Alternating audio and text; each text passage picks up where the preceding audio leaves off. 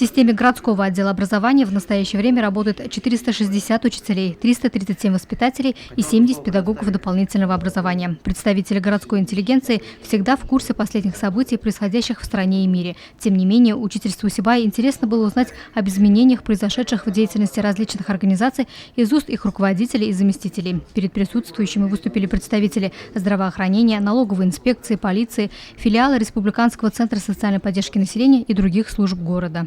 У нас стационар укомплектован на 63%, поликлиника 51%. В этом плане много делается для того, чтобы увеличить количество врачей.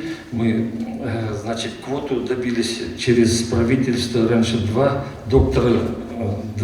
студента поступали в медицинский университет, которые по окончанию должны, раз они по квоте поступили, вернуться в Сибай. Сейчас их 7-8 до 9 человек.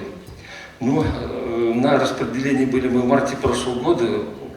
Они сейчас проходят интернатуру доктора. И к нам где-то от 9 до 12 человек должны приехать. Практически к нам распределились 12 докторов молодых. Стоит отметить, педагоги на этот раз активности не проявили. Хотя встреча с представителями информгрупп – это своего рода единственная в году возможность задать наболевшие вопросы и получить на них ответы из первых уст.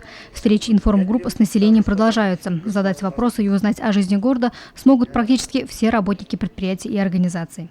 Луиза Мустафина, Дамир Хайбуль, Любовь Карпова, телекомпания СТВ.